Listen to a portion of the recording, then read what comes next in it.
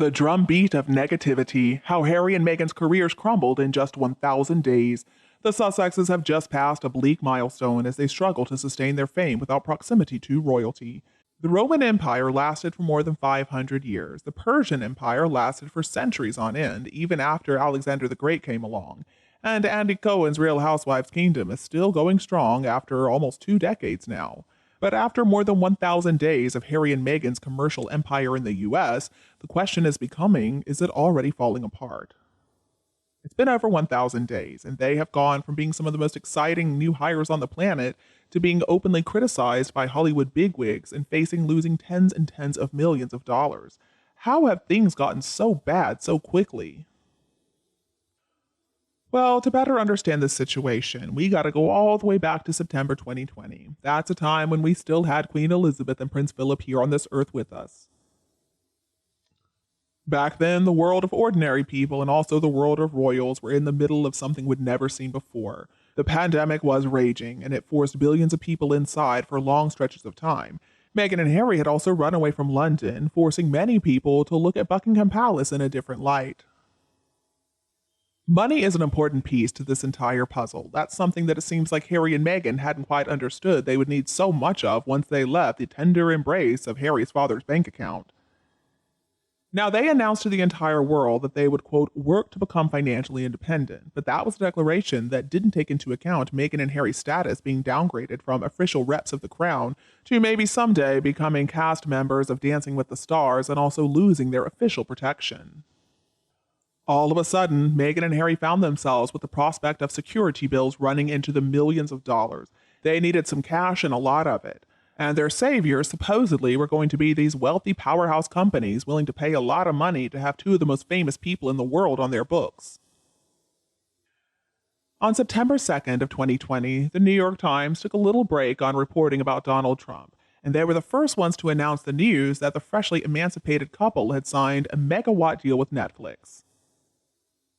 It looked like Meghan and Harry were in a very powerful position, that they held all the cards. They were incredibly famous, they represented a generational and cultural shift that was willing to push back against the long-established outlets of power, and almost every brand and company to the left of the Republicans had to have wanted them. After Netflix, 3 months later, it was Spotify's turn to brag about having secured Meghan and Harry for their podcasting roster. And the year after that, in late July of 2021, Penguin Random House got a piece. They released a triumphant statement saying that they had secured Harry. The whole world seemed excited about the promise and potential of Harry and Meghan. In early 2021, everything seemed golden for the two of them. So far, so good. And then came the fork in the road that was their decision to sit down with Oprah Winfrey to do some soul-bearing and family secret sharing. It's 2 years later now, and now it looks like that interview was not the first step in their carefully plotted master plan. Instead, this primetime special constituted Meghan and Harry mostly wasting and giving away their greatest asset, their story, and they also gave it away for free. Besides how upset various execs at Netflix and Spotify may have been because of this move, what Meghan and Harry's interview really meant was that by the time their tell-all docuseries and Harry's book came out, the world already knew all the big points, and we already knew about their most thunderous and sensational claims. But that's not the only problem. Another one would also be that Oprah was going to set the timber for what was to come next, which was an outing after an outing that traversed similar territory. There was the Armchair Expert podcast, the Me You Can't See, Harry and Meghan, and Spare. Meghan and Harry's brand was becoming one associated with a certain drumbeat of negativity and also a habit of complaining.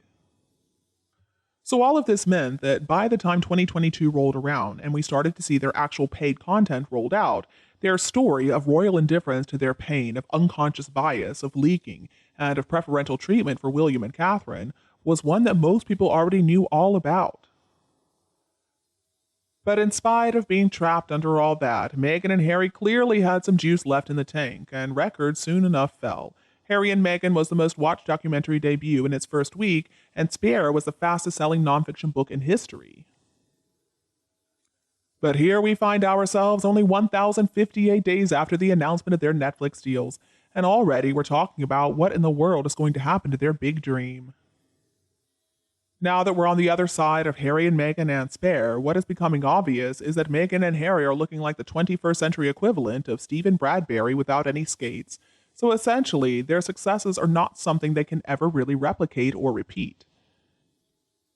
The big question that's on many people's minds is this: if their titles are taken away, what exactly do they have to offer? If we take away their closeness to the throne, if we take away their formerly elevated, almost magical status as royalty, what we're left with are a couple of people who, for the very first time, are being asked to stand on their own 2 feet creatively and intellectually, and it looks like they're not very good at it. Because right now it looks like they are failing at basically everything they're getting involved in. Perhaps if the streaming industry were doing better right now financially, Harry and Meghan would be enjoying greater latitude and space to come up with some good ideas. But the reality is, budgets are shrinking, they are not getting any bigger, and that's bad news for Harry and Meghan. Looking back, September 2020 was Meghan and Harry's career high, and the production and audio arms of Archewell have sprung some very serious leaks since then. Perhaps Meghan and Harry are trying to duct tape over the holes in their enterprise, and maybe things are going to turn around for them. Maybe. And I'm not sure if it's true, but I read that Meghan and Harry or Archewell or whatever purchased $100,000 worth of copies of Spare to keep the sales figures up. Now, if they give those books away, they can also write off the $100,000 as an expense for the charity. Boy, does that make me sick. I mean, how charitable to spend money on a book that was written by the charity owner or manager or whatever they refer to themselves as. So what are they going to do? Give those books away to the poor and hungry and needy people? Oh yeah, how philanthropic is that? But again, who would expect anything else from a couple of people like them? Amazon and Audible were giving away free copies anytime you bought a book or signed up. I would guess that accounts for so many of the copies, meaning that it never really was a bestseller. It should not have been bought in the first place. I mean, leaving that piece of garbage behind after buying it, accepting it as a gift or as a 2-for-1 bookstore deal, put money in Meghan and Harry's pockets. Even if nobody ever read it, it was definitely marked as a sale. Leaving it behind simply does not excuse them for accepting it. And you, what do you think about this couple? Let us know your opinion below in the comments. Don't be afraid to like and share this video with your friends and family members who need it anytime you want. And don't be afraid to click the subscribe button to get more updates in the future. Thank you so much for tuning in, have a lovely weekend, and we'll be back to see you all tomorrow.